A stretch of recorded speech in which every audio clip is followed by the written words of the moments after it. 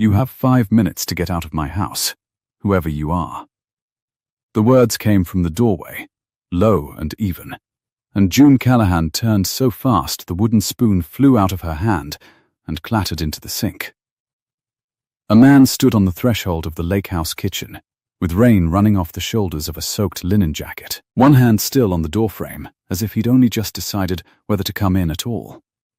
Behind him, the screen door banged in the wind, lightning through the whole room white for half a second, the copper pots, the blue mixing bowl, the pie cooling on the counter that she had made not 20 minutes ago, and then the dark folded back over everything, and there was only him, and the smell of hot butter and wet cedar, and the drum of the storm on the tin porch roof. "I'm sorry," June said. I think you have the wrong house." "No," he said. "I have exactly the right house. It's you who has the wrong one." What neither of them understood yet, standing in that thunderdark kitchen with a pie between them and a spoon in the sink, was that by morning the only road off the point would be underwater. 7 nights lay ahead of them, and those 7 nights would strip away everything each of them had spent years learning not to feel. 9 hours earlier, June had believed this was the best decision she'd made in a year. She'd left the city before 6, when the heat was still thin and blue over the highway, with 2 bags. A cooler of eggs and butter she refused to trust to a stranger's fridge, and a printout of a listing she'd read so many times she could recite it. Blue Heron Lodge. Private lake frontage. 1 week, off-season rate, because the photos showed a dock that sagged and a porch that needed paint, and the owner, a man named T. Reyes, according to the emails, had knocked the price down twice when she'd hesitated. Sleeps 4. Key under the blue flower pot by the side door. Please water the ferns. $410. June had counted it out of the envelope she kept taped behind the flour bins at the bakery, the envelope that was supposed to be the deposit on new ovens, and she had told herself it was not running away if you came back. The drive north took 3 hours and got prettier with every mile. The strip malls fell away, then the gas stations, then the last cell tower, until there was only a 2-lane road threading between stands of white pine and lakes that flashed silver through the trees like coins turning in a hand.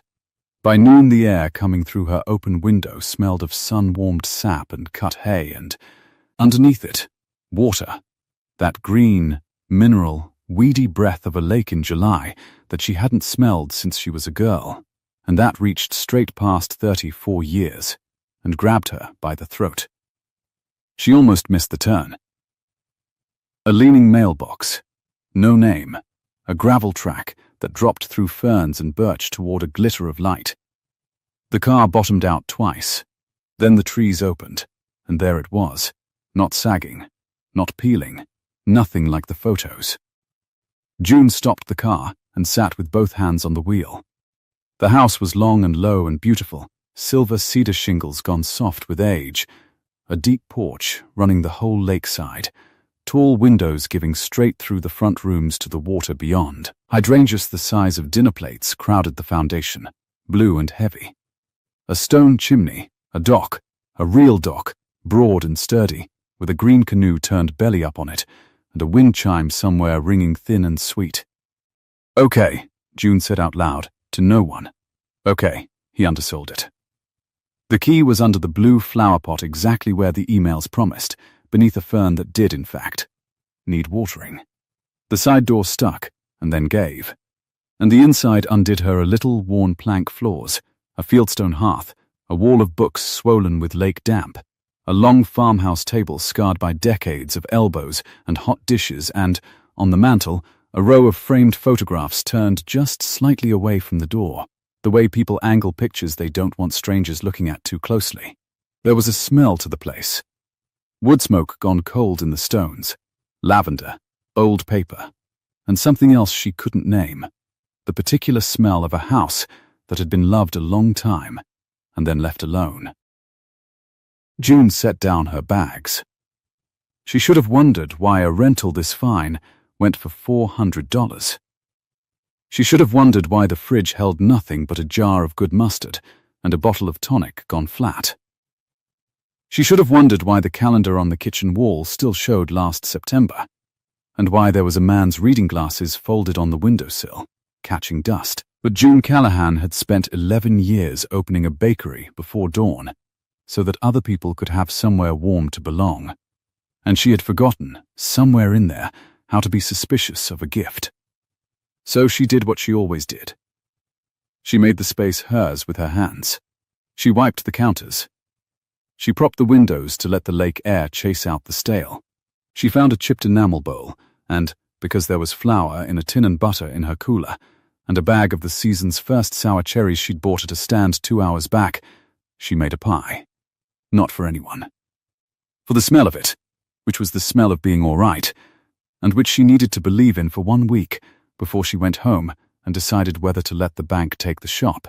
The pie was cooling, and the light was going amber gold across the water, and June was standing at the sink with a spoon and a cup of tea when the storm rolled in fast the way lake storms do.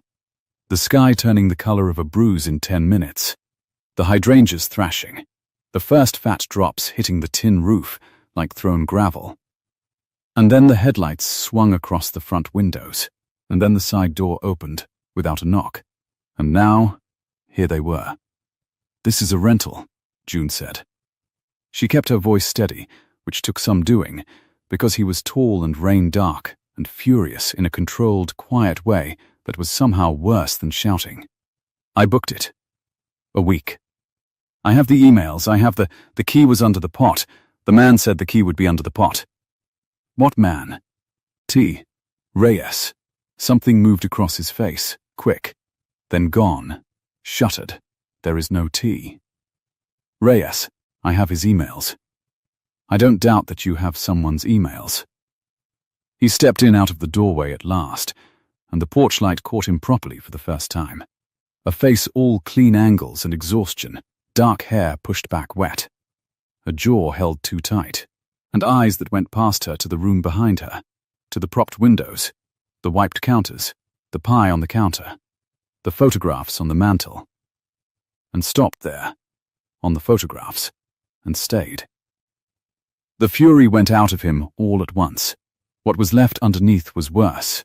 It was the face of a man who had walked into a room expecting it to be empty and found it full of the smell of cherries and someone else's life. "You baked," he said, flatly, like an accusation, or a wound. "I bake," June said. It's what I do. I run a bakery." "I'm sorry, I didn't touch anything. I only used flour I found and my own. Get away from the counter." He said it quietly. He crossed the room and stopped in front of the mantel and reached out and turned one of the framed photographs a half-inch back the way it had been. And something about that small, precise motion, that need to put one thing back exactly where it belonged, made June's chest hurt in a way she couldn't have explained. "Who are you?" she asked. He didn't answer that. He said, "This house is not for rent. It has never been for rent. Whoever took your money, took it and vanished, and you have driven 3 hours to break into a private home." He turned around. "Where are you from?" "The city." "Then you'll want to start back before that road goes. It floods. The causeway's the only way in, and it goes under in a storm like this." He glanced at the black windows, at the rain now coming sideways, reconsidered. "Or you'll want to have started 10 minutes ago." June's whole body had gone cold. "I paid $410. I heard you. That was..." She stopped. She was not going to tell this stranger, this angry, beautiful stranger in his soaked good jacket, what that $410 had been. She twisted the thin silver ring on her right hand, around and around, the habit she fell into when the numbers in her head refused to add up. "I'll go. Obviously I'll go. Let me just..." She reached for her bags, and the lights went out. Not a flicker. All of it, at once, the lamp, the porch light, the little clock on the stove, gone, so that the only light left in the world was the blue-white stammer of the lightning. And in it June saw the man's face turn toward the window, and saw him go very still, and heard him say a single word under his breath that was not for her. "Danny." "What?" June said. "Who's Danny? What's happening?" "Nothing." He moved to the window. A shadow among shadows now. "The line's down. It happens up here. It'll be back by." He stopped. Lightning again, and in it his profile, looking out at the drive, at her car, at the track beyond it that ran up toward the road. "Is that your car? The blue one?" "Yes. You parked it in the low spot." He said it without inflection. And then he was moving, past her, out the side door into the rain before she understood what he'd said. And June grabbed the flashlight app on her phone and went after him, because it was her car. It was everything she had left, and she was not going to stand in a stranger's dark kitchen while it happened. The rain hit her like a slap, warm and total, soaking her through in the 10 steps to the drive. The wind had teeth. Her sandals filled with water. And there in the swinging, jerky light of her phone she saw it, the gravel track where it dipped to cross the little inlet before it climbed to the road, was no longer a track. It was a river. Brown water sheeted across it, moving fast, pulling at the ferns, and even as she watched it climbed the hubcaps of her car, which sat nose down in the low spot exactly where she'd left it, exactly where a person who did not know this land would have left it. "Back up," the man said. He was beside her, rain streaming off him, and he had to raise his voice over the water and the wind now. "It's moving too fast. Don't go near it. Your car is not worth what the water is worth right now. Come back." And when she didn't move, when she stood there with the rain running into her open mouth and her phone light shaking, he did something she would think about later. He didn't grab her arm. He stepped between her and the water, so that to reach it, she'd have had to go through him. And he said, "Lower, please. I've seen what this inlet does. Come back to the house." June came back to the house. They stood dripping in the dark kitchen. He found matches in a drawer, without looking, the hand of someone who had once known this room in the dark, and lit 2 candles and a hurricane lamp, and the small gold light steadied everything, and made it, if anything, more unreal. The 2 of them soaked to the bone, the pie still sitting there absurdly perfect on the counter, the storm hammering the roof. "The causeway's gone," he said. He wasn't looking at her. He was drying his hands on a dish towel with that same exact care, finger by finger. "By now, it's gone. Nothing comes in or out until the water drops." "How long?" June said. "Until the water drops." He was quiet a moment. Outside, thunder walked across the whole sky. "Depends on the rain. If it stops tonight, 4 days. If the system stalls the way they said it might," he set the towel down, squared it to the counter's edge. "A week. About a week. A week." June heard her own voice come out very small. "You're telling me I'm stuck on an island for a week? With you? And I don't even know your name." For the first time he looked at her fully, in the candlelight, and there was something almost like apology buried very deep under all that control. And something else that she wouldn't understand until much later. The look of a man who had come here precisely because he thought no living soul would be here, and had found the one thing he could not manage, which was company. "It's not an island," he said. "It's a point. And my name is Elias Thorne." The name landed in the room, and June waited for it to mean something to her, and it almost did, in the way a headline half read on a phone screen almost means something. Thorne. There was a Thorne who? Buildings. Or money. Or a scandal. Some glossy something she'd scrolled past while proofing dough. She looked at his soaked, expensive, understated jacket, at the watch he wore that probably cost more than her ovens, at the house that was worth more than her whole life laid end to end, and she understood 2 things at once. The first was that the man standing in front of her was almost certainly one of the richest people she had ever been in a room with. The second was that he did not want to be here any more than she did. "June Callahan," she said, because her mother had raised her to give her name back when someone gave theirs. even soaking wet, even robbed, even trapped. And for what it's worth, Mr. Thorne, I really did think I'd rented this house. I don't break into places. I make pie. That's genuinely the extent of my crime spree. Something happened at the corner of his mouth. Not a smile. The place a smile would go, if he still built them. He looked at her a beat too long, then away. "Sit down, Miss Callahan," he said. "You're shaking. And whatever else is true, you can't drive out of here on a wish." He pulled a chair out from the long scarred table, that small automatic courtesy, done without thought, the manners of someone raised hard on manners.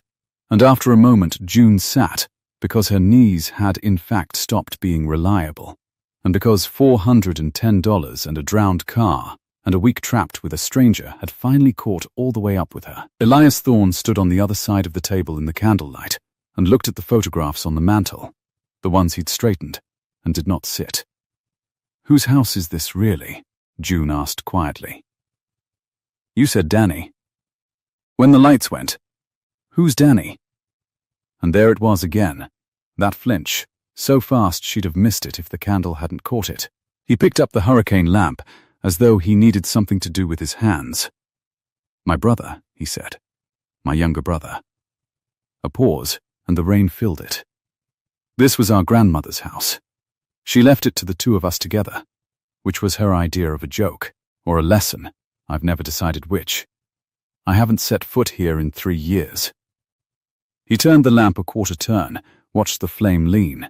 "I drove up tonight to see it one last time, before I sell it. I did not expect to find the lights on and a stranger baking in the kitchen. And Danny, your brother, Danny has a key. And Danny has debts." His jaw tightened.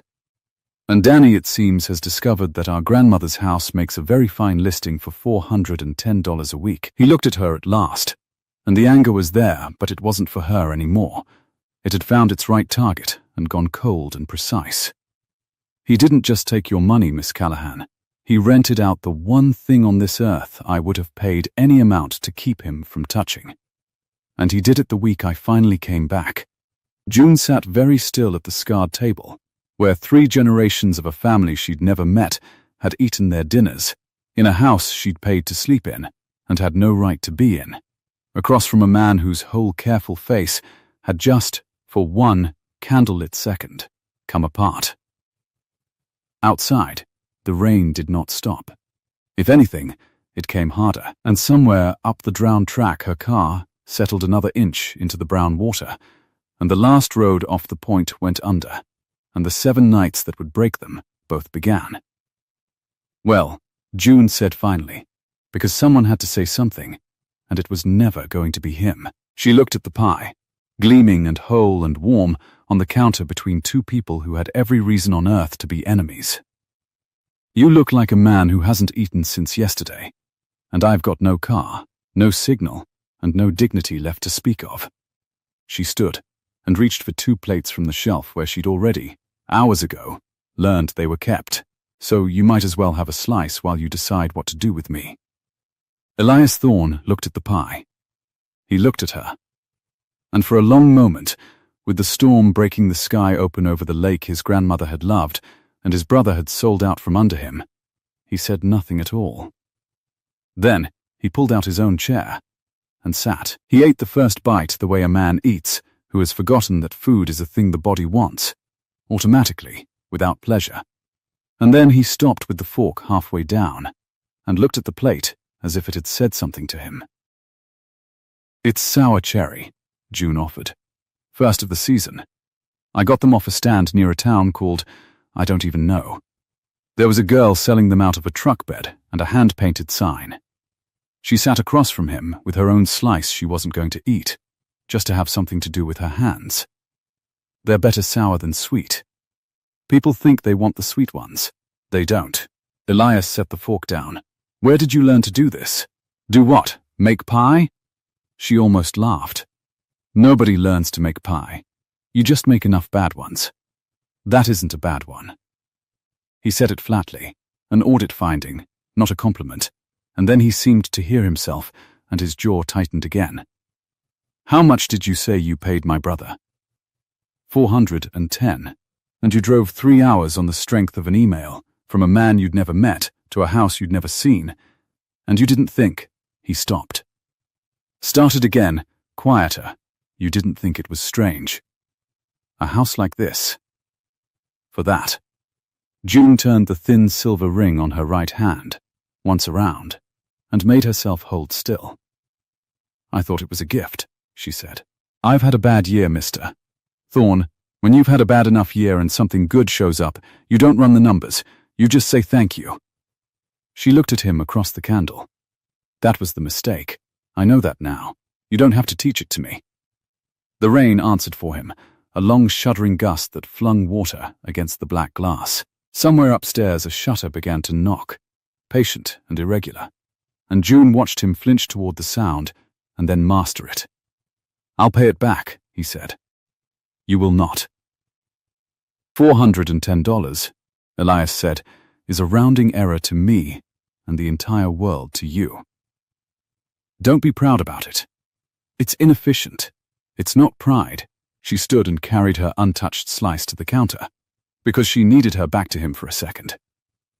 It's that if you hand me back the money, it means the whole thing was a transaction, and then I have to be the woman who got swindled out of $400, and I have spent all day deciding to be the woman who took a nice drive and made a pie instead. Let me be that one for a week. It's cheaper for both of us. Behind her, the chair scraped. When she turned, he was standing at the mantel again, in front of the photographs, close but not touching them, his hands at his sides in fists he probably didn't know he'd made. You keep looking at those, June said. They're mine to look at. I didn't say they weren't. He was quiet. Then, in a different voice, lower, worn smooth, I straightened them, because you'd angled them to catch the light. You do that without noticing, I think. You walk into a room and you start setting it right. He glanced at the propped windows, the wiped counters, the tea towel she'd hung square on the oven bar. It's a talent, and it's a trespass. This house has been exactly wrong for 3 years. I came to sell it exactly wrong. You've had it 4 hours and it's already trying to be a home again. June didn't know what to say to that, so she said the true thing. I'm sorry. Don't. He turned the lamp down a fraction, and the room drew in around them. Sleep in the front bedroom, the one off the porch. The bed's made. It's always made. I'll take the couch. This is your house. I'll take the couch. Miss Callahan. He said it with such weariness that it stopped her.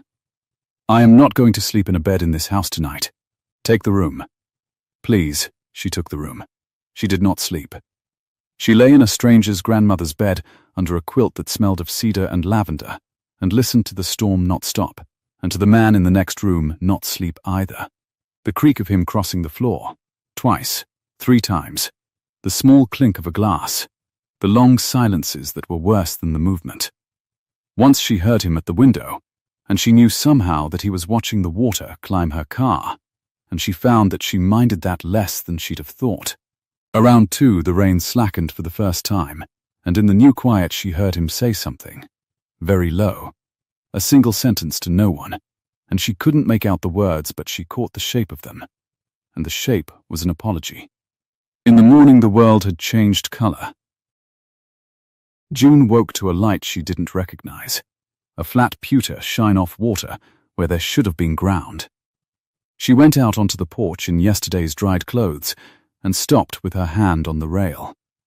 The storm had blown through and left the sky scrubbed and enormous and pale summer blue, and the lake had come up into the trees. Where the lawn had sloped to the dock there was now only lake, brown and still, lapping at the 3rd porch step, and the dock itself was a low island with the green canoe stranded belly up on it.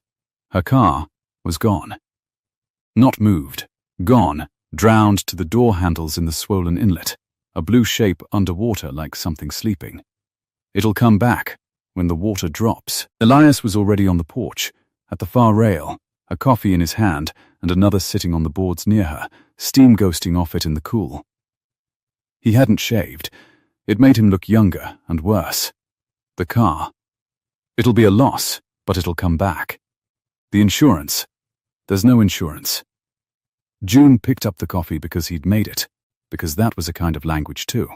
I mean, there's the kind the state makes you have, not the kind that gives you money. He absorbed that. Then it's a loss. It's a loss. She wrapped both hands around the mug. The coffee was very good and very strong, and she understood without being told that good coffee was one of the few things this man still allowed himself. You made 2 cups. I make 2 cups. Habit. He said it before he'd thought about it, and she watched him regret it, watched the sentence lead somewhere he didn't want to go, and she let it lie. Below them a heron came slow and prehistoric over the risen water and folded itself onto the drowned dock rail and stood there, and for a moment they both just watched it. 2 people who had run out of things to fight about at 7 in the morning. There's a landline, Elias said abruptly. My grandmother never gave it up. It runs on the copper, so it doesn't care about the power. He drank. I tried it at 6. It's dead. He caught the word out of the air and set it down more carefully. It's out. The line's down somewhere between here and the road with everything else.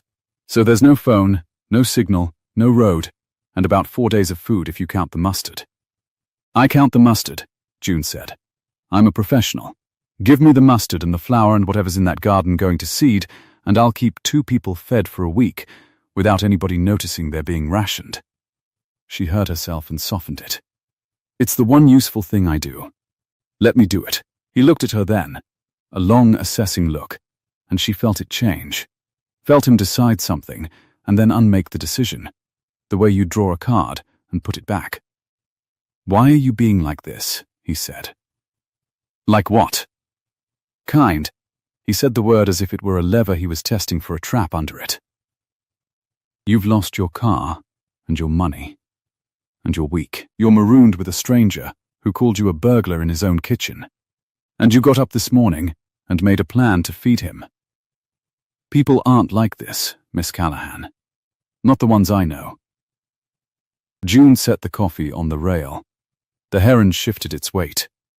Down on the water a branch turned slowly in a current that had nowhere to go. Maybe you know the wrong people, she said. No offense. None of them would take offense, Elias said. That's rather the problem with them. And there, right there, was the corner of his mouth again, doing the thing that wasn't a smile, but knew where a smile lived, and June felt an absurd flush of victory entirely out of proportion to a half-inch of movement on a difficult man's face, and she looked away before it could show on hers. That was the moment the phone rang. Not the landline. Both of them turned toward the house at the sound, an old sound, a Bakelite rotary bell, harsh and physical, shaking itself apart on the wall in the kitchen, and Elias went very still, coffee halfway to his mouth, and said, That's not possible. You said the line was out. The line is out. He set the coffee down so hard it slopped. I tried it an hour ago. He was already moving. Through the screen door, June a step behind him, and the phone rang again in the dim kitchen, obscene and impossible, and he stood over it and did not pick it up. It rang a 3rd time. A 4th. Elias. His name came out of her before she decided to use it. Answer it. He picked up the heavy black handset, the way you'd pick up something hot. This is Thorne. June couldn't hear the other side. She could only watch it land on him, watch the last of the morning's fragile ease drain out of his face, and something older and harder come up underneath, the face of a man putting armor back on that he'd only just carelessly set down. How did you get this number? Elias said. Then, no. The line's down, the whole point is cut off, so unless you're standing on the road with a... He stopped. Listened. His knuckles whitened on the phone. You spliced it. You went to the box on the county road, and you spliced a handset in so you could reach this house, and no other house. Of course you did. He shut his eyes. Hello, Danny. The name went through June like cold water. She backed against the counter, giving him the room, but there was nowhere in the small kitchen that wasn't close, and she heard the tinny far-off shape of a voice through the earpiece, light and quick, and pleading and charming all at once. A voice that even at that distance she recognized, because she'd been reading its emails for a week and had believed every word. "Don't," Elias said into the phone, "don't tell me about the timing. You rented Grant's house. You put it on a website with her ferns in the photograph, and you took $400 from a woman who," he turned his back to June, lowered his voice, and it got worse, not better, when he lowered it. "She's standing in the kitchen, Danny, your renter. She's real. She drove 3 hours. Her car's underwater on the causeway, because you didn't think to mention the low spot floods, because why would you? You've never once in your life thought about the low spot." The far voice rose, defended itself, went quick. "I know about Tuesday," Elias said. "I know the buyer's coming Tuesday. I'm the one who set it for Tuesday. Yes, I'm still selling." Nothing about a flood changes. And then he stopped, and June watched his whole body change, watched him hear something, and when he spoke again his voice had gone flat and dangerous and very quiet. "Say that again." The far voice said it again. "You signed what?" Elias said. "You don't have the authority to sign anything. The house is halved. It takes both our names. You know it takes both our names. That was the entire point of how she left it." He listened. His free hand found the edge of the counter and gripped it. "No, you listen to me. If you have promised that man a signature I have not given, if you have taken money against a sale that cannot close, then you haven't just sold Grant's house out from under me. You have sold something that isn't yours to sell, twice, to 2 different people, and one of them is standing in the kitchen and the other one is—" He broke off. "How much do you owe him, Danny? The real number. Not the one you tell yourself at 4 in the morning. The real one." Whatever the real one was, it silenced the room. June watched Elias take the whole weight of the number through the copper wire, and set his forehead for 1 second against the cabinet door. Then, he straightened. "Stay off this line," he said. "If you've patched a phone into Grant's house so you can talk me into a signature before Tuesday, you've wasted your splice. I'm not signing anything you've touched." A last burst of the far voice, wheedling, urgent.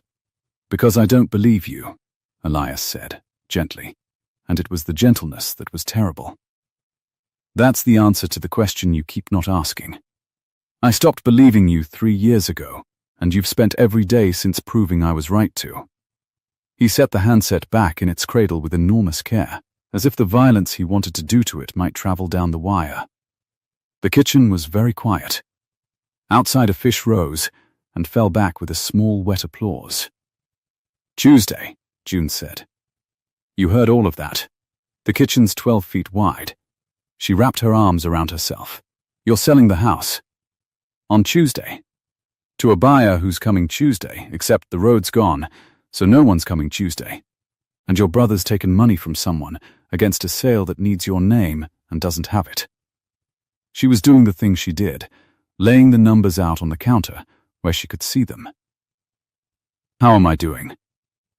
"Unnervingly well." "And me?"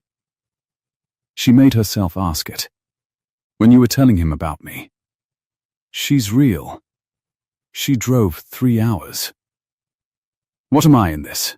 Am I a problem you have to solve before Tuesday?" Elias looked at her for a long moment across the kitchen, where his grandmother had once made her own bad pies. "I don't know yet what you are," he said, and it was, she would realize later, the most honest thing he'd said to her, and the least kind. He was wrong about no one coming Tuesday. She found that out at dusk. The long day had gone gold and heavy, and still, the drowned lawn steaming faintly as the sun came out, and June had spent it the only way she knew. She'd inventoried the garden gone feral behind the house, pulled early beans and a fistful of herbs and 3 fat zucchini, found a root cellar with potatoes putting out pale, hopeful shoots, discovered that the cast-iron stove would burn wood when the electric wouldn't. By evening the house smelled of frying onions and wood smoke, and Elias had come in from wherever he'd been walking the flooded shore all afternoon, and they had eaten across the scarred table almost like people, almost easy, The storm scoured quiet, doing the work neither of them could. "You went to a lot of trouble," he said, looking at the plate. "I had a lot of zucchini." She refilled his water from the jug. "Also, I think better when my hands are busy, and I've got some thinking to do, on account of being shipwrecked." "Marooned," Elias said. "A shipwreck requires a ship. Listen to you. Making jokes." She pointed her fork at him. "That's twice today the mouth did the thing. I'm keeping count. There's no thing. There's a thing." And she got it. The almost smile, held down hard, and then, unbelievably, for half a second let up, so that she saw what his whole face would look like if he ever stopped guarding it. And it was so different that it startled them both, and he glanced down at his plate as if he'd dropped something. That was when they heard the motor.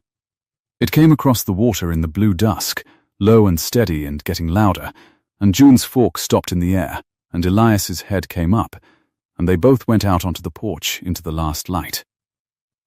A boat, an aluminum skiff, with a small outboard, running dark and careful along the tree line, where the flooded shore made deep water out of what used to be lawn, and a single figure standing in it, one hand on the tiller, coming straight for the drowned dock as though he'd done it 100 times.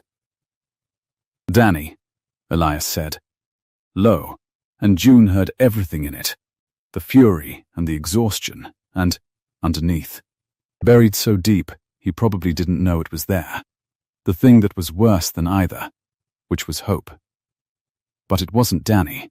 The skiff came in against the dock rail, and the man in it cut the motor and stepped up onto the stranded planks with the ease of ownership, and he was older, silver at the temples, in a soft collared shirt and the kind of casual clothes that cost a great deal to look like nothing. And he raised one hand to the porch in an easy wave, and he called out across the risen water in a warm, carrying voice, "Elias. Thank God. I heard the causeway went. I've been sick about you being stuck out here. Lucky I keep the skiff at the marina." He tied off with 2 quick loops. "Your brother told me exactly where to find you." Beside her, June felt Elias go to stone. "Mr. Vance," Elias said. "You're a week early. Well, that's the thing about a flood, isn't it?" The man, Vance, came up the drowned steps into the porch light, smiling, and his eyes moved past Elias and found June, and stopped on her, curious, cataloguing, and then his smile widened in a way she didn't like at all. "It changes the schedule." He put out a warm, dry hand to her. "Gerald Vance. And you must be." He glanced at Elias, then back to her, and something clicked behind his eyes, some piece of information arriving. "You must be the reason your brother said the deal just got complicated. He mentioned there was a woman out here." The smile again, all teeth and reassurance. "He didn't mention she was charming." June did not take the hand. "June Callahan," she said. "I make pie." "She rents houses," Vance said pleasantly, to Elias. "So Danny tells me." "Off a listing." He let his unshaken hand fall, entirely unbothered. "Interesting arrangement, the two of you out here. Very cozy. I imagine there's quite a story in it." He turned, taking in the porch, the house, the risen lake going violet in the dusk, with the frank proprietary pleasure of a man appraising a thing he has already decided he owns. God, it's even better than the photographs. Waterfront like this. Cleared. The old structure taken down. You're going to make me a very happy man, Elias. He clapped him once on the shoulder. I brought the papers, since I was coming anyway. No sense waiting for Tuesday when we're all conveniently stranded together, is there? And there it was, in the warm summer dark, on the porch of the house his grandmother had loved, the papers, and the buyer, and the brother's voice on a spliced wire, and the deadline that had just walked out of a boat a week ahead of the tide. Elias didn't answer him. He was looking at June, and June was looking at the leather folio Vance had lifted out of the skiff and tucked under his arm, and she was thinking about a house that took 2 names to sell, and a brother who had already, somehow, put his name where it didn't belong, and she felt the whole shape of the trap they were all standing inside, turn over once in the dark, and she did not yet know. None of them knew. Whose name would be the one that mattered before the water dropped? "You'll stay the night, I suppose," Elias said finally, in a voice like a closed door. "There's nowhere else for you to go." "I was hoping you'd say that," said Gerald Vance, and he smiled at June, and stepped inside. Vance filled the doorway the way expensive men fill doorways, taking up less space than his presence claimed, and June watched him move through the front rooms of the lake house touching things. The spine of a swollen book, the edge of the farmhouse table, the cold fieldstone of the hearth, one fingertip, as if testing it for dust or for value. He did it all while talking. A warm, easy river of talk that asked for nothing and left no silence for anyone else to stand in. "You've kept it honest. I'll give the old girl that," he said, meaning the grandmother, meaning the house. People gut these places. Marble islands, wine walls. Kills the soul of the thing. He turned, smiling. "Then again, the soul isn't what I'm paying for. The soul comes down with the walls. You said that on the porch," Elias said. "The old structure taken down." "Did I?" Vance set his folio on the scarred table, square to the edge, and June saw Elias's eyes go to it and stay. "It's the frontage, Elias. It was always the frontage. 200 feet of cleared waterfront on a private point. You could put 6 houses on this parcel and sell each one for what the whole thing's worth standing." He pulled out a chair without being offered one and sat, comfortable, at the head of a table that had never been his. "But I'm not here to make you sad about the shingles. I'm here because a flood is an opportunity, and I'm a man who's never once let weather cost him a good week." June stood by the stove with the frying pan still warm behind her and the smell of onions and wood smoke going cold, and she felt the temperature of the room change the way it changes before the second storm. "Sit down, June," Vance said. "Easy, first name, no permission asked. You've been on your feet cooking. You should eat what you made. It smells like something my mother would have made, and she made everything from nothing." He said it kindly. It was the kindness that told her he'd already decided what she was worth to him, and had rounded it down. "I'll stand," June said. Elias hadn't sat either. He stood across from Vance with the candlelight throwing his shadow up the wall of books, and when he spoke his voice had gone entirely flat, the audit voice, the voice with all the weather taken out of it. "How early is early? Gerald, you said Tuesday. You bought a skiff ride through a flooded county road to get here on a Friday. Men who have the deal don't do that. Men who are afraid of losing it do." Something flickered across Vance's face, quick, and then the smile smoothed back over it. "I came," he said, "because your brother called me this afternoon in a state. Off some spliced-together phone, half hysterical. He spread his hands. He told me you were refusing to sign. And I thought, well, that won't do. Not when we're this close. Not when Daniel has already me his half in good faith." The word landed, and June saw it land. "His half," Elias repeated. "His signature." Vance flipped the leather folio open with one finger. On the memorandum of sale. Weeks ago. He looked up, and the kindness in his face was the worst thing June had seen all day. Both signatures, Elias, yours and his. The kitchen went very quiet. Outside, the risen lake moved against the third porch step, a soft, wet mouthing sound, over and over, patient as breathing. "I never signed anything," Elias said. "No," Vance agreed pleasantly.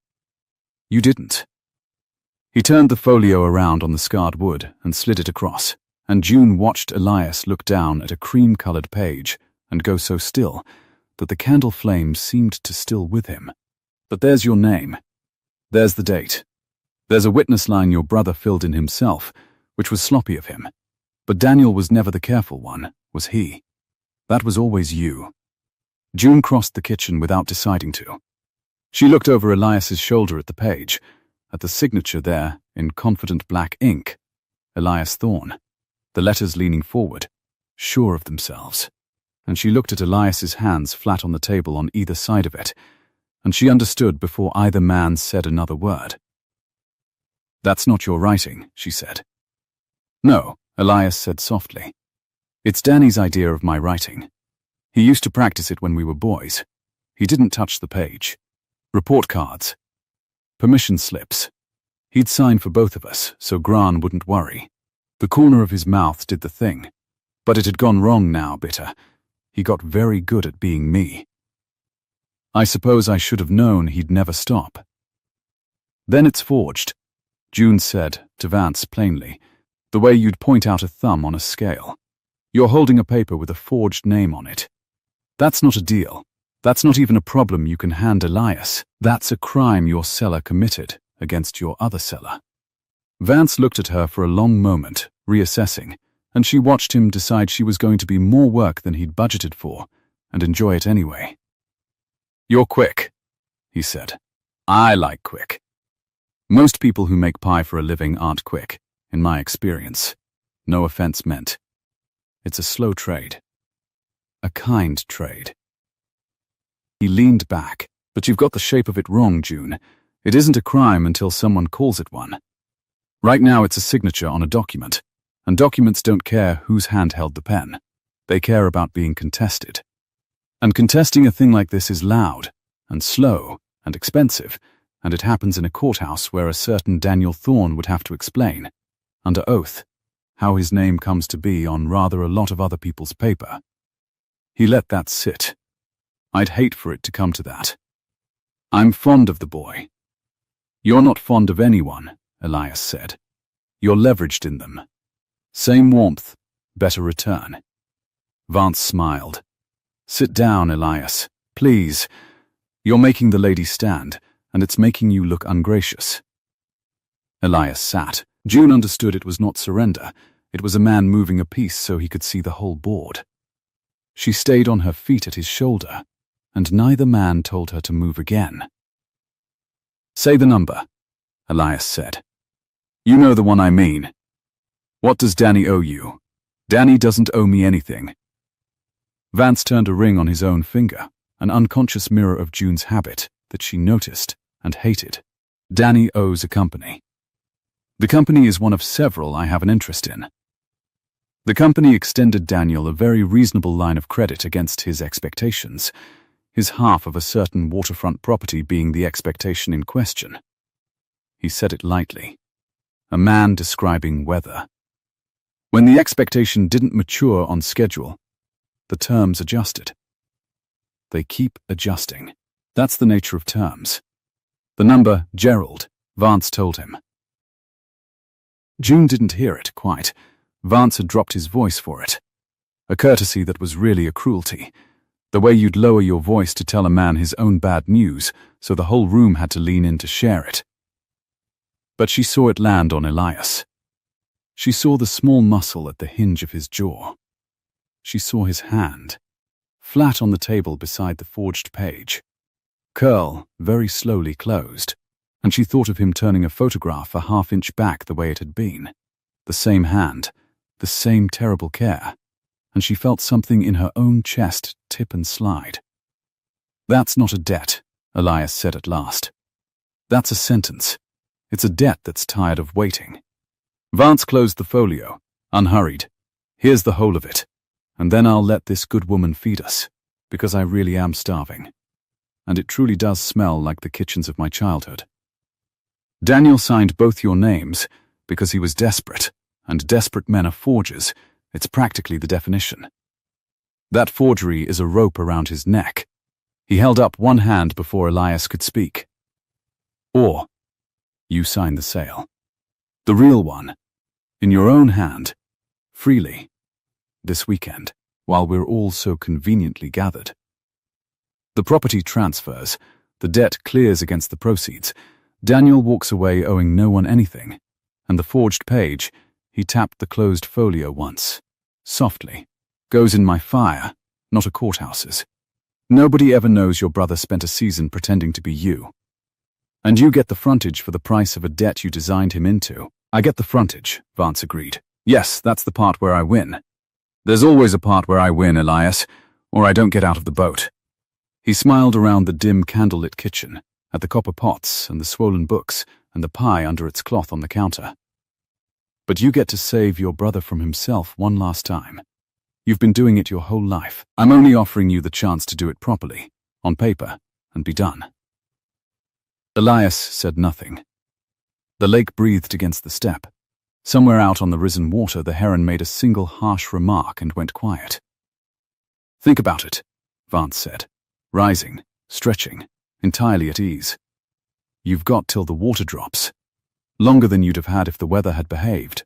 He looked at June, and his gaze did the cataloguing thing again, sliding from her flour-dusted sleeves to the ring on her right hand to her face. "I'll take that plate now, if the offer stands.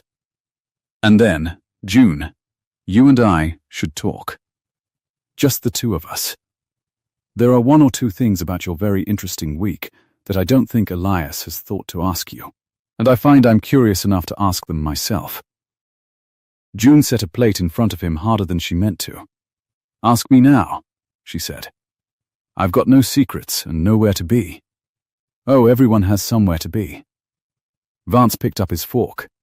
"You, for instance. You have a bakery." He said it the way a man lays down a card he's been holding since the door. "In the city, with a rather unfriendly note from a bank sitting in the drawer, 11 years old. That bakery. Lovely reviews. Terrible margins." He took a bite, chewed, appreciative, nodded. "This is genuinely wonderful, by the way. My compliments." He dabbed his mouth. Daniel does his research, when the research is easy. He knew exactly the sort of person who'd drive 3 hours on the strength of a cheap week by the water. Someone who needed a gift badly enough to stop asking why it was cheap. The kitchen tilted, very slightly, under June's feet. "You looked me up," she said. "Daniel looked you up. I only listened." Vance ate another forkful, unbothered. A man for whom other people's exposed nerves were a mild and pleasant weather. "Which is why I'm going to be honest with you, June, since honesty costs me nothing here. You are, at this moment, the single most useful person on this point, and none of these two men has realized it. You're a witness. You watched Elias refuse to sign. You'll watch whatever he does next." He set his fork down and looked at her with real attention for the first time, and it was like being looked at by a ledger. "People pay for witnesses. I'd rather you were mine than his, and I can make that banknote in your drawer disappear the same way I can make Daniel's rope disappear, with a match. Think about that too, while the water drops." He picked his fork back up and returned placidly to his dinner. June looked at Elias. Elias was already looking at her, and his face had done the thing she had watched it not do all day. It had closed, all the way. The armor back on and bolted, and behind it, unmistakably, in the set of his mouth and the flat, careful distance of his eyes, was a question. It was the question Vance had just handed him for free, gift-wrapped and cheap. Exactly the way Danny had handed June a house. "How much did my brother pay you to be here?" Elias didn't say it. That was almost worse. He looked at her across the scarred table, where his grandmother had rolled out her own bad pies, across the plate of food she'd made from a feral garden and a jar of mustard. And he let the question sit in his eyes and did not put it away. And June felt the fragile, warm thing that had grown between two marooned strangers over one storm and one pot of coffee go cold and quiet and small. "I think I'll go up," she said. Her voice came out even. She was proud of that later. "You two have papers. I've got dishes." "June," Elias started. "It's fine," she said, and it wasn't, and they both knew it wasn't, and that was the whole trouble with the word. "Mr. Vance is right. I'm a witness. Witnesses should get their rest." She left the kitchen with her spine straight and her hands steady, and did not let either man see that the thin silver ring on her right hand had gone twice around before she reached the stairs. She did not sleep, again, but this time, the not sleeping had a different shape. The first night she'd lain awake, listening to a stranger grieve in the next room. Tonight she lay awake, doing arithmetic, because arithmetic was the one thing that had never once lied to her. $410, gone, a car, drowned to the door handles and worth a little less than the tow would cost. A banknote in a drawer 3 hours south, ticking. And now a man with silver at his temples, who'd made all three of those facts sound like buttons on a coat he was buttoning around her throat. Gently, one at a time. I can make that note disappear. People only offered to lift a weight, June's mother used to say, when they wanted to hang a heavier one in its place. Below her the house made its night sounds, the settle of old beams, the tick of the cast-iron stove cooling, and under it the low murmur of two men's voices in the kitchen that went on and never rose, which was how she knew it was serious. Somewhere near midnight she heard a chair scrape, and Vance's tread go heavy up the far stairs to the room Elias had put him in. And then a longer silence, and then a sound she recognized because she'd made it herself 100 nights in the empty bakery, the sound of a person sitting alone in a dark room with a thing they could not fix, breathing. She got up. She told herself it was for water. She went down in her socks with her phone light off, letting her eyes learn the dark the way she'd learned the shelf where the plates lived, and she came to the kitchen doorway and stopped. Elias sat at the scarred table with the hurricane lamp turned down to a bead and the folio open in front of him. He wasn't reading it. He was looking at the photographs on the mantel across the room, the ones he'd straightened, and his face in the low gold light was the face from the first night, before the armor. The one that had come apart for half a candlelit second, except now it stayed apart, because he thought no one was watching.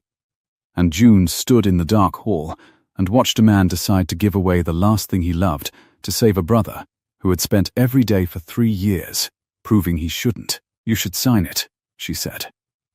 He didn't startle. He'd heard her on the stairs, maybe. A man that careful heard everything. "I thought you were a witness." "Witnesses stay out of it." "I quit." June came in and pulled out the chair across from him, the one he'd pulled out for her the first night, and sat. "Bad hours. No pay. The management questions your character." "I've had better jobs." She folded her hands on the table. "You should sign it, Elias. Not because Vance is right. Because you're going to anyway, and I'd rather you did it before he's made you hate yourself so thoroughly you can't remember why. You don't know why. So tell me. It's the middle of the night, the road's underwater, and I've got nothing but time and a ruined car." She kept her voice gentle. "You've been about to tell me since the phone rang. Whose fault do you think it is? Not Danny's. You said Danny's name like a man saying it's mine." The lamp ticked. Out on the black lake something rose and fell back with a small wet applause, and the sound of it seemed to loosen something in him. "Our grandmother raised us," Elias said. "Our parents were elsewhere. Careers, continents, it doesn't matter. They were kind enough and they were never here. And Gran was here, in this house, every summer. And she was the whole of it." He turned the lamp a quarter turn, watched the flame lean. "I was the older one. The careful one," Vance called it. "And he's right. I hate that he's right. I minded Danny. I was good at it. I liked it. Being the one who held things together felt like being loved, when you're a boy who isn't sure he is otherwise." He stopped. "You'll want to be careful, letting me talk. I don't do it, usually. There's a reason for that. I run a bakery," June said. "Nobody talks to me. They talk near me, at 6 in the morning into their coffee, about the things they can't say to anyone who'll remember. I'm very safe to talk to. It's practically my only marketable skill besides the pie." The corner of his mouth moved, and this time there was nothing bitter in it, only tired. 3 years ago, Gran had a bad winter, he said. At the end of it, there were decisions to make about the house, about her care, about money, the ordinary machinery that grinds through a family when someone gets old. Danny and I disagreed. Loudly, he wanted to sell then. He already owed people even then. I wanted to keep it. Keep her here. Hire the help. I could afford the help. His hand flattened on the folio. We said things. On the porch, in the summer, with her asleep upstairs in the room she'd slept in for 60 years. I said the thing you can't take back. I told him he was a taker, that he'd take and take until there was nothing of hers left, and that I was done covering his debts, done being the wall he leaned his whole weight against. He swallowed. I meant it as a threat. To make him grow up. And then the season turned and Gran was gone, peacefully, in her sleep, in her own bed, which is the most anyone can ask. And I never came back. 3 years. I let this house go to lake damp rather than stand on that porch again. And Danny took that as the answer to the question he'd been asking his whole life, which was whether I'd choose him or my own principles, and I'd said principles out loud where he could hear it, the last summer we were still brothers. June sat very still. She did not reach across the table, though she wanted to. She had learned, in 11 years of 6 a.m., confessions, that the worst thing you could do to a person finally saying the true thing was touch them and make them stop. "So you'll sign," she said softly. "So I'll sign." Elias looked at the forged signature, at Danny's confident, forward-leaning idea of who his brother was. "Because if I let Vance take him to a courthouse over that page, then I've chosen principles over Danny twice, and the second time will be the one that's true forever. And I can lose the house. I've already lost the house. I lost it 3 years ago on that porch. I cannot be the brother who chose a building." He closed the folio. "Vance knows all of this. That's what men like Vance sell. Not property. Absolution. At a markup. Then don't buy it from him." June leaned forward. "Elias, listen to me, because I've spent one whole day being the fool at this table, and I'd like the job to go to someone else for a change. A man who's fond of your brother doesn't design a debt to trap him. A man who wants your frontage fair and square waits till Tuesday and brings a lawyer, not a skiff and a sob story about being sick with worry. He came a week early, in a flood, alone, with the papers already in the boat, because the flood gave him something he needed and couldn't get any other way." She spread her hands flat on the wood, laying the numbers out where they both could see them. "It gave him a room with no lawyers in it. No lawyers, no phones, no road, no time to think. Just you, cornered, tired, and guilty, and a pen. He didn't rush here despite the flood, Elias. He rushed here because of it." Elias went still in the particular way she was learning meant she'd said something his careful mind hadn't yet let itself say. "The buyer's coming Tuesday," June said. "That's what you told Danny on the phone. You set it for Tuesday. So why is the buyer already here on Friday?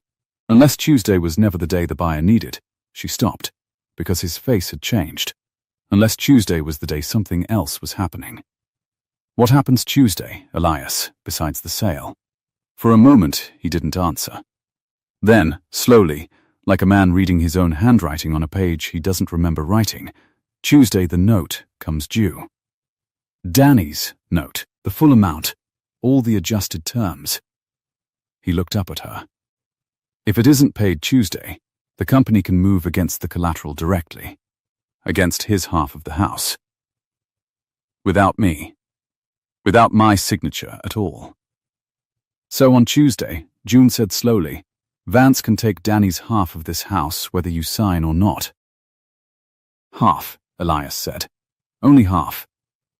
A half he can't build on, can't sell whole, can't do anything with but tie up in the ugliest kind of litigation for years." He was on his feet now, though June hadn't seen him rise. "He doesn't need my brother's half. He gets that Tuesday for the price of a defaulted note. What he needs," his voice had gone very quiet and very fast, "what he cannot get any other way. What he came through a flood to get is my half. Signed freely. This weekend. Before Tuesday makes the whole thing a lawsuit instead of a sale. Before you talk to a lawyer," June said. "Before you find out that on Wednesday you'd hold half a house he desperately needs, and all the leverage in the world." They looked at each other across the lamp, and June felt the board turn over between them the way she'd felt it turn on the porch when the skiff came in. Except now they were both on the same side of it, and the relief of that, of not being alone at the table with the bad numbers, hit her so hard she had to look down at her own hands. "He'll deny all of it," Elias said. "He's very good. You saw. I saw a man eat my dinner and threaten me with my own banknote in the same breath, and smile the whole way through," June said. "I make pie for a living, Elias. I have spent 11 years reading which customers are going to be able to pay, and which ones are ashamed they can't, and which ones just like the smell of being somewhere warm. I know a man who's charming because he wants something, and a man who's charming because it's the only tool that's ever worked. Your brother is the second kind. Vance is the first." She stood too. "The question isn't whether he'll deny it. The question is what he came here to make you do before Wednesday, and whether we can run out the clock." The word was out before she could weigh it, and she watched Elias hear it, and watched something in his shut face open a bare fraction, like a door tested for a draft. "Why?" he said. The same word from the porch. "Why are you being like this?" But it had lost its edge. It was only bewildered now, and young. "He offered to clear your banknote. All you have to do is be his witness, instead of this. You'd walk off this point with your shop saved and my grandmother's problems none of your concern. Any sensible person would take it." "I'm not sensible," June said. "I drove 3 hours on an email and made a pie for a man who called me a burglar." That ship sailed. She started gathering the cold plates from dinner, because her hands needed the work, and because it was easier to say the next part to the crockery than to his face. And because a man who offers to lift the exact weight that's crushing you, on the first night he meets you, without being asked, that man isn't rescuing you, Elias. He's showing you the shape of the leash. My mother taught me that. She was poor her whole life, and never once cheap, and she'd have had Gerald Vance's number before he got his boat tied off. She stacked the plates. "I'd rather lose the shop honest than keep it as that man's witness. I've thought about it upstairs for 2 hours. That's my final arithmetic, and it balances." Elias was quiet for a long moment. Then he crossed the kitchen and did something that undid her more than any speech could have. He picked up a dish towel and began, finger by finger, to dry the plates she'd washed, squaring each one into the stack, the manners of a man raised hard on manners, standing in his grandmother's kitchen at 1 a.m, drying dishes for a woman his brother had swindled. "All right," he said. "Then we run out the clock. Together, I don't know how yet. Neither do I." June handed him the last plate. "But there's 4 days of water between us and Tuesday, and I've won worse fights with less. First rule of a bad morning at the bakery: you don't have to know how the whole day ends. You just have to know the next right thing to put your hands on." "And what's the next right thing?" "Sleep," June said. "Actual sleep, both of us, in beds, because tired people sign things. That's how he wants us, tired and grateful, and alone at 3 a.m. with a pen." She looked at him. "Don't sit up with the folio. Promise me. Don't let him have you at 3 a.m. Elias set the last dry plate on the stack and squared it, and looked at her, and for the first time since the phone rang, there was something in his face that wasn't armor and wasn't grief. It was closer to the thing the corner of his mouth kept reaching for, and not quite building. "I promise," he said. And he almost meant it. She could see that he almost meant it, and she went up to bed on the strength of the almost, and slept at last, hard, dreamlessly. The sleep of a woman who has finally found one other person willing to read the same bad numbers she's reading. She woke to grey light and the smell of coffee and the sound, distant and wrong, of a man's low, pleasant laughter drifting up through the floorboards. She was down the stairs in her socks before she'd finished waking. Elias sat at the scarred table exactly where she'd left him, in yesterday's shirt, and he had not slept. She could see that at a glance, the grey under his eyes, the way he held his coffee like something that was holding him. Across from him sat Gerald Vance, showered, shaved, in a fresh, soft collared shirt, rested and gleaming and warm as a summer morning, and between them on the table lay the folio, open, and a page turned out of it and set square in front of Elias, and beside the page a heavy black pen with the cap off. "There she is," Vance said, delighted. "The baker." "I was just telling Elias. I couldn't sleep either. Funny thing, big empty house. So we've been having the most productive conversation. Haven't we, Elias?" He didn't wait for an answer. "Coffee's fresh." Elias made it. 2 cups. He always makes 2. Did you know that? Habit from, well, he smiled. He was just about to do the sensible thing. June looked at Elias. Elias looked at the pen. His hand was resting on the table beside it, not holding it, not yet, but close. The careful hand, and his face was the shut face, and she could not read from the doorway whether the promise had held through the long grey hours, or whether Gerald Vance had finally had him, alone, at 3 in the morning, exactly as she'd feared. And the pen lay uncapped on his grandmother's table, with its whole weight pointing at the line where a free and freely given signature would turn half, a house into all of it, and Elias Thorne reached out and picked it up. For one whole breath June could not move. The pen was in his hand. The cap was already off. Gerald Vance sat back, with the small, satisfied stillness of a man watching a stone finish rolling downhill, and the grey morning light came flat off the risen lake and lay across the cream page and the black ink line, waiting for a name that would turn half a house into all of it.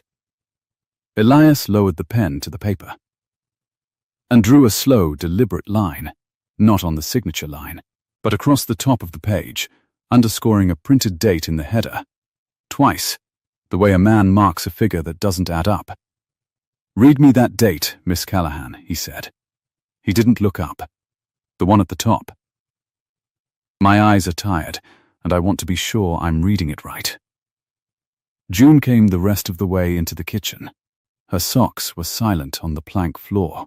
She leaned over the table, close enough to smell the coffee going cold in Elias's cup and the cedar and lake damp of the old room, and she read the small type where the pen had marked it. "It's a memorandum of sale," she said slowly. "Drafted." She stopped. The number under her eyes didn't want to be true. "This is dated 3 summers ago. This June. 3 years back." "Louder," Elias said. "For Mr. Vance, who I think already knows. 3 years ago." June straightened. "This paper, the one Danny's supposed to have signed weeks ago, the body of it was drafted 3 summers ago." She looked at Vance. "Before your grandmother was gone, Elias, while she was still here. While she was still sleeping upstairs in that room for 60 years. The warmth on Vance's face did not so much as flicker, and that was the tell, June thought. A decent man would have flinched. Only a man who had rehearsed the moment stayed smooth. He reached for his coffee. "Documents get drafted and redrafted," Vance said. "Boilerplate carries old dates. You're reading tea leaves, June. It's charming. But it isn't law." Then explain the line of credit. Elias turned a page of the folio, unhurried, and June understood he had read every sheet of it in the grey hours while she slept, read it the way he read everything, finger by finger, and had been sitting here waiting not for the courage to sign, but for her to come down and hear the arithmetic out loud. "Your company's line to my brother. The original, $60,000. Extended," his finger stopped, "the 9th of July, 3 years ago. 11 days before my grandmother was gone. Days before Danny and I ever spoke the word money on that porch." He looked up at last. "Danny didn't come to you drowning, Gerald. You put the water in the boat and handed him the bucket." The lake breathed against the 3rd porch step.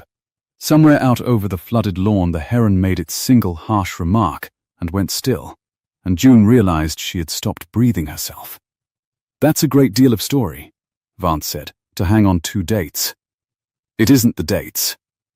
June pulled out the chair she'd sat in the first night and sat down across from him and folded her flour-dusted hands on the scarred wood and made her voice as level as a countertop. "It's the shape. I add numbers for a living. Mr. Vance. Little numbers. Sad ones. What a tray of bread costs. What a girl can pay. I'm not clever the way you're clever. But I know when a column's been arranged to come out a particular way before anybody added it.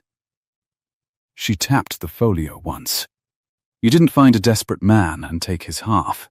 You made the man, 3 years early, and you aimed him at his own brother, and you sat back and let the porch fight do the rest.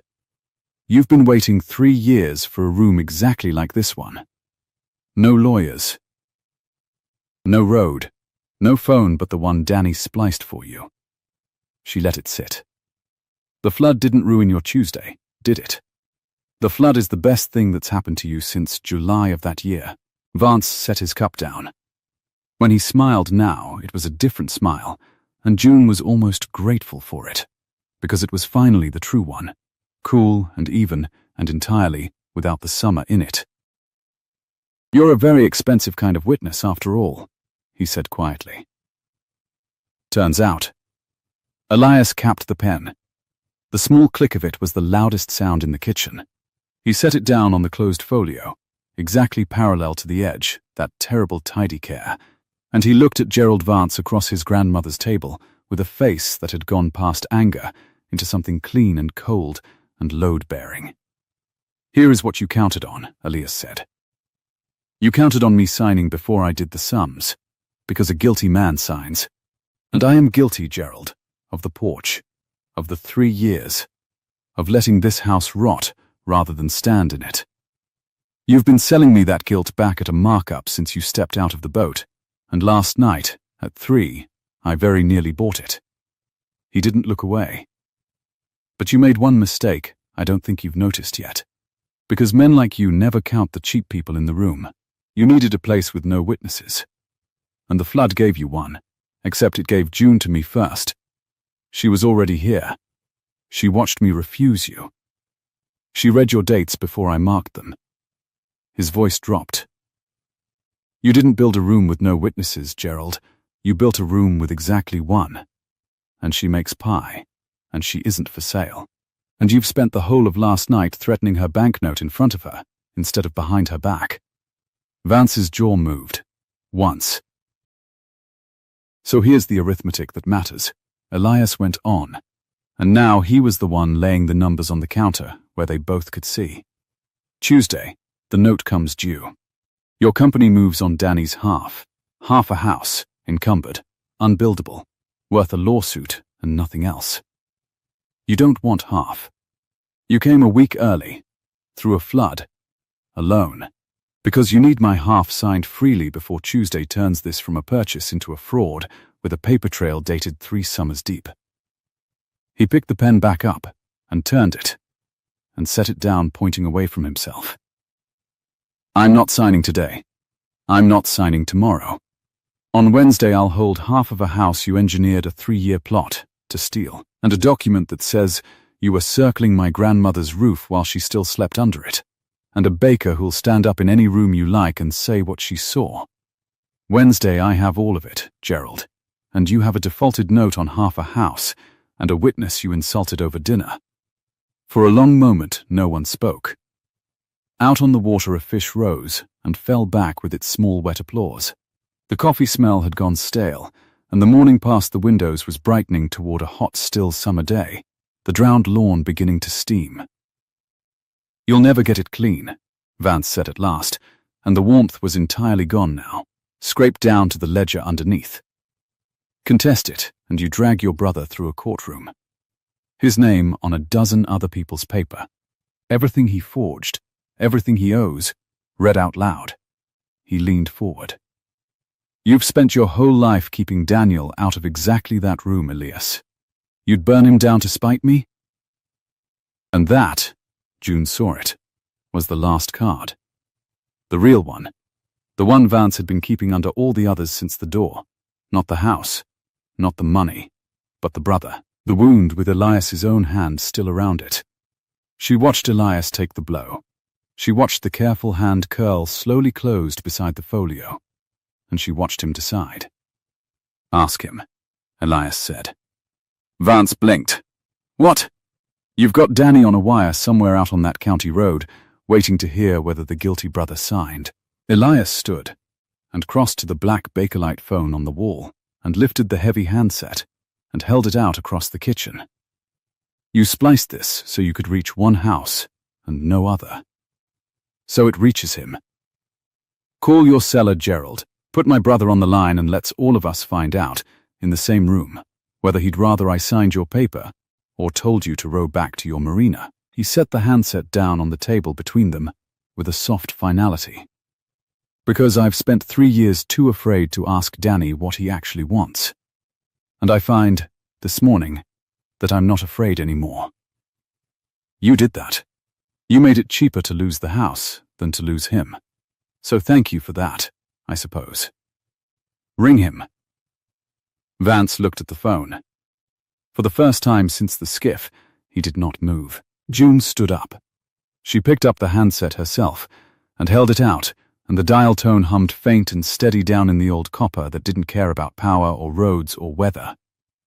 You have the number, she said. You spliced it. Call him. She smiled, and it was not a kind smile, and she was not ashamed of that. Unless you'd rather he heard your voice tell him it didn't work. The muscle at Vance's temple ticked. He did not take the phone, so Elias took it back and turned the old rotary dial himself. He knew the number. Of course he knew it. It was the house of his boyhood. And somewhere out on the drowned county road, a spliced handset began to ring. And June watched two brothers close a 3-year distance across a wire, while a rich man sat very still at a table that had never once been his. It rang twice, then a click, and a voice, light, quick, wary. The voice June had read a week of emails in and believed every word of. Gerald? Danny said. Is it done? It's Elias. The silence on the line had a texture. June could hear it. She could hear, 3 years wide, a younger brother holding his breath. L, Danny said finally, and something in the single syllable cracked. L. I can explain the timing. I know how it looks. I never meant for the woman's car. I didn't know about the low spot. I swear Danny. Elias closed his eyes. Gerald came to you 3 years ago. In July, before Gran. Didn't he? The line breathed. Say it, Elias said, not hard. The gentleness that June had learned was the most dangerous thing he owned. I'm not recording you. There's no lawyer in the room. There's me, and a woman you swindled who made me a very good pie. And Gerald himself sitting at Gran's table getting smaller by the minute. Just say the true thing, once. Out loud. When did he come to you?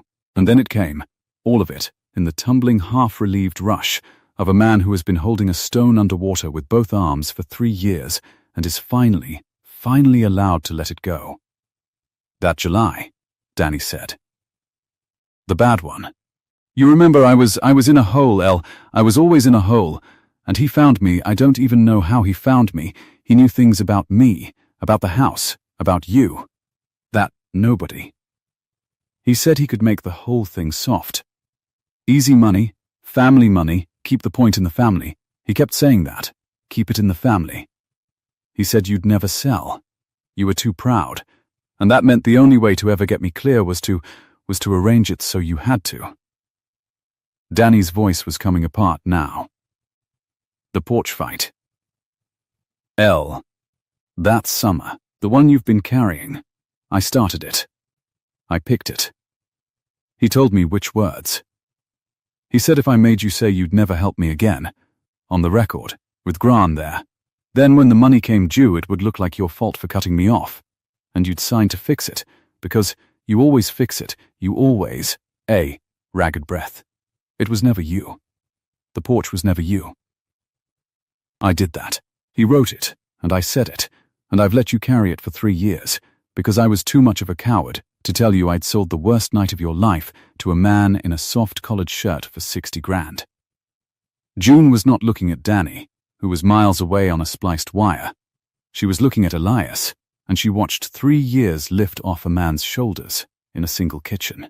Watched the guilt he'd let rot this whole house go still, and then loosen, and then go, and she had to look down at the scarred wood, because it was too much to watch a person set down a thing that heavy in front of a stranger. I know. Elias said softly, into the phone. I know, Danny, it's all right. It's going to be all right. It's not, Danny said. He'll ruin me. He's got the forgeries. He's got the paper. The second I stop being useful, he can't. Elias opened his eyes and looked directly at Gerald Vance while he said it. Because you're going to tell it, Danny. All of it. The July date, the porch, the 60,000, the way he built it. You're going to write it down and sign it in your own hand. Your real hand, the one that's only ever practiced being mine, and the minute a page like that exists, the forgery stops being your rope and becomes his. A man who engineered a fraud against a woman on her deathbed, June saw him choose different words even now. Even here, gentle even in the strike, against my grandmother while she still slept in her own house, doesn't get to take anybody to a courthouse. He gets taken. He set his hand flat on the folio. You've been his weapon for 3 years, Danny. Be a witness instead. It's the same skill, you just point it the other way. The line was quiet a long time. You'd let me, Danny said. Wondering, young, after the porch. After all of it. You'd let me come back and fix it. You're my brother, Elias said. That was never the part that was in question. That was the only part that was never in question. He swallowed. Come across when the water lets a boat through. Come home. There's a woman here who'll feed you and judge you at the same time. It's a remarkable thing to watch. Bring the papers. All of them. He hung up the heavy handset with the same care he did everything, and the click of it settling into the cradle was the sound of a door that had been stuck for 3 years finally coming loose in its frame. Then he turned to Gerald Vance. You should go, Elias said. While the shore's still deep enough for the skiff, and while I'm still only the man who wants you gone, and not the man my brother's confession is about to make me. He picked up the leather folio from the table and held it out, and June saw that his hand was perfectly steady. Take your paper. It's worthless now, and you know exactly the hour it stopped being worth anything. The hour you sat down to breakfast in a room you thought had no witnesses and threatened a baker's mortgage to her face. Vance did not take the folio. He rose slowly, and he was still tall, still silver-templed and expensively casual. But something had changed in the way the morning light held him, he looked. June thought, like a photograph of a powerful man rather than the man himself. All the warm charge gone out of him. A suit of clothes that cost a great deal to look like nothing. He looked at Elias.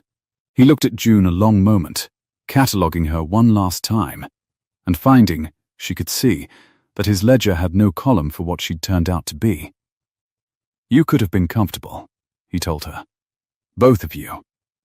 I was offering comfortable. I know what you were offering, June said. My mother taught me the shape of it before you learned to tie a boat. She picked up his coffee cup and his plate from the night before, and carried them to the sink and set them down, giving him her back, which was its own kind of sentence. There's mustard in the fridge if you want something for the ride. It's the one honest thing in this house you didn't try to buy. For a moment she thought he'd answer. He didn't. Men like Vance, she understood, had no reply to being made small. It was a language they'd spent their whole lives making sure they'd never have to learn.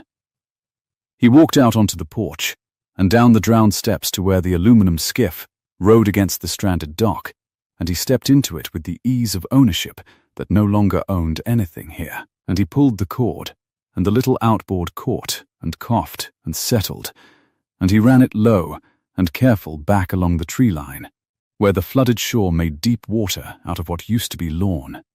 The same path he'd come in on, reversed.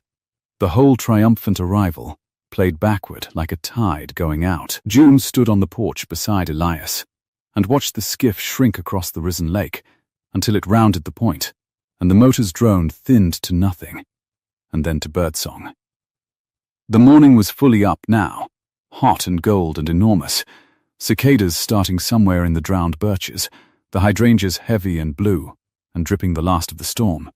The heron lifted off the dock rail, unfolded its slow prehistoric wings, and beat away low over the water. Neither of them said anything for a while. There didn't seem to be a next thing that needed a word on it. He was already here, Elias said at last, quietly, to the lake. 3 years ago. The whole time I was standing on that porch believing I'd chosen a building over my brother, he was already in the water, and I never once saw him. He let out a breath that had been held, June thought, for a very long time. I've hated myself for a fight another man scripted. You didn't know? No. He turned the thin gold band of his watch, once, an unconscious thing, and June recognized it. The same motion she made with her silver ring. 2 people who soothed the ache of a column that wouldn't balance by touching a small round thing on their own hand. You knew, though, in one night. You read the dates before I marked them. He looked at her. How, I told you. June wrapped her arms around herself, though the morning was warm. I've spent 11 years reading who can pay, and who's ashamed they can't. Vance is a man who's never once been ashamed of anything. That's the whole tell. Shame is just love that got its numbers wrong, and a man who's never felt it doesn't love anything, he only holds it as collateral. She shrugged, suddenly shy of how much she'd said. Danny's ashamed. That's how I knew he'd come home the second you let him. You can't shame a man who doesn't love you into rowing across a flood. Elias was quiet, looking at her, and June felt the look change the way it had changed the first morning over coffee. Felt him decide something and, this time, not unmake it. He asked me, Elias said, last night. Vance, when you'd gone up. He asked how much my brother had paid you to be here. And I didn't answer him, and I want you to know, his careful voice caught, and steadied, that I didn't answer him because I didn't want to say the thing out loud, which is that I'd already stopped believing it the moment you told me to keep the $400, because it would mean the whole thing had been a transaction. Nobody in a transaction refuses the money back. I knew you were real before I let myself know it. I let his questions sit in my eyes, because I'm a coward with the true things, June. I've been trained to it my whole life, and I let you go up those stairs thinking I doubted you, and I've been up all night ashamed of that, which, by your arithmetic, the corner of his mouth moved, and this time it built, all the way, into the smile she'd only seen the ghost of, and it changed his whole tired face into something 10 years younger. By your arithmetic means I must love you rather a lot. Since the shame ran that deep, June's breath went out of her. That's not fair, she said, using my own math against me at 8 in the morning. You gave it to me freely. He took a step closer. Below them the lake lapped the 3rd porch step, patient, the sun laying a long bright road across the water toward them. I'm keeping the house. I decided it out on the shore last night, before any of this, before the dates, before Danny. I'm not selling Grant's house. I'm going to stand on this porch on purpose, every summer, for the rest of my life, and I'd very much like. And here, the careful man, the audit voice, the whole armored architecture of him ran out of paper and simply stopped, and he said the plain thing, the way she'd taught him plain things could be said. I don't want to make 2 cups of coffee out of habit anymore, June. I'd like to make them, because there's someone here who takes the second one. June looked at him. She thought about $410, and a drowned car, and a banknote ticking 3 hours south, and 7 nights that had stripped away everything each of them had spent years learning not to feel.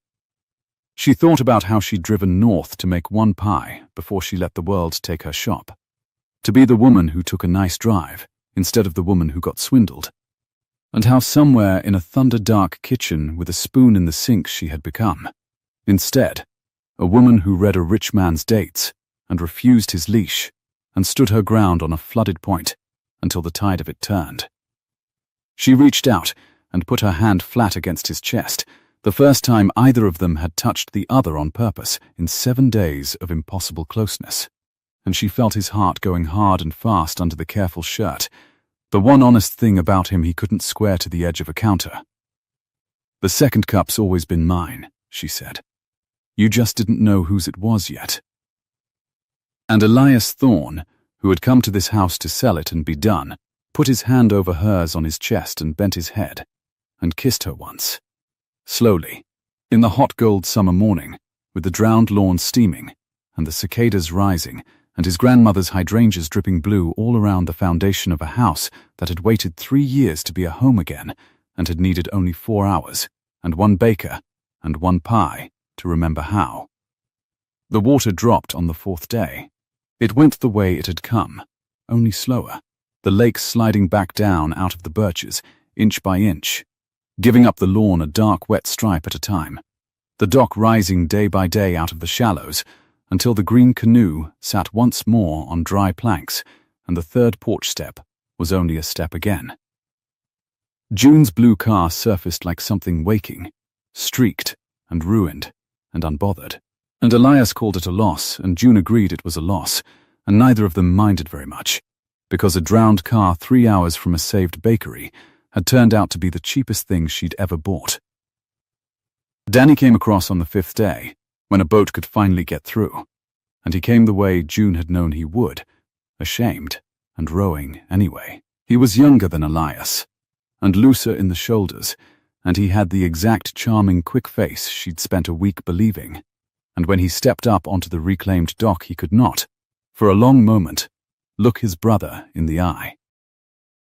So Elias closed the distance and did it for him. He crossed the dock and took his brother by the back of the neck, the way you'd steady someone who'd been out on rough water, and the two of them stood there a while with their foreheads nearly touching, and said nothing at all that June could hear. 3 years going quiet between them in the sun. And she went inside and put the kettle on, because some reunions want a witness, and some want only the smell of coffee waiting when they're through. Danny brought the papers. All of them. He sat at the scarred table where he'd once practiced being his brother, and he wrote it out in his own hand, the July date, the porch he'd scripted, the 60,000, the whole slow architecture of Gerald Vance, and he signed it with his real signature, the letters that leaned the other way from the ones he'd forged, and the moment that page existed the rope came off his neck and settled, exactly as Elias had promised, around a colder one 3 hours south. "He'll fight it," Danny said. "Let him," said Elias. "He'll fight it with lawyers, on a road that isn't flooded, in rooms full of witnesses, which is the one place he's never once been able to win. He built his whole life to avoid a fair room. Danny, we're just going to put him in one." Danny looked at June across the table, and his charming face went, for once entirely without charm, which was the only apology worth having from a man like him. "I took your money," he said. $410. I looked you up, and I picked you because you looked like someone who needed a gift too badly to ask why it was cheap." "You did," June said. "And you were right about the needing. You were only wrong about what the gift was going to turn out to be." She slid a plate across the scarred wood to him, the last of the sour cherry, which she'd been saving without quite admitting she was saving it. "Eat your pie, Danny Thorne. First of the season. They're better sour than sweet, whatever people think. And then you can start being useful, which your brother tells me is a skill you already have. You've just been pointing it the wrong way." Danny laughed, a startled wet sound, half a sob, and picked up the fork, and ate. And it was, June thought, the most honest thing anyone in that family had done at that table in 3 years. The banknote in the drawer 3 hours south got paid, in the end, but not by Gerald Vance, and not with a match.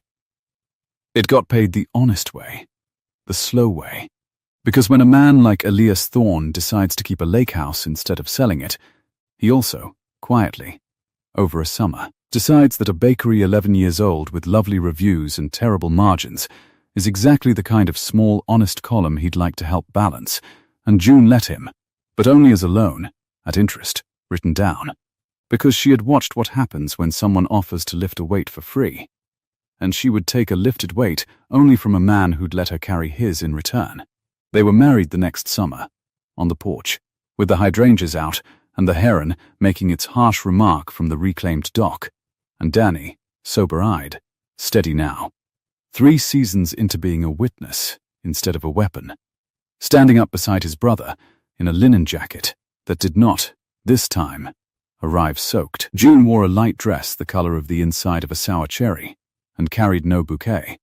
Only a wooden spoon tucked into the sash as a joke none of the guests understood, because the 2 people it belonged to had learned every secret worth knowing about each other in a thunder-dark kitchen with that spoon in the sink. And some inside jokes are better for staying inside. There is a bakery in the city now, with a second location by a lake, 3 hours north, open only in the summer, where the season's first sour cherries go into pies that sell out by 10 in the morning, and the sign over the door has a small blue heron on it. And every morning, in a long low house with silver cedar shingles, gone soft with age, a man who once could not make a joke to save his life makes 2 cups of coffee out of something that is no longer habit, and carries the second one out onto the porch to a woman who reads the numbers of the day the way other people read the weather, and sets it on the rail beside her, and stays. He straightens the photographs on the mantel less often now. He says there's no need. The house has stopped being wrong. If this story warmed something in you, if you believe, the way June's mother did, that the quiet ones are the strongest, and that the people who read the true numbers are worth more than all the men in soft collared shirts put together, then stay with us here at Platinum Diaries. Subscribe, settle in, and let us tell you another one. There's always a second cup, waiting. It was always meant for you.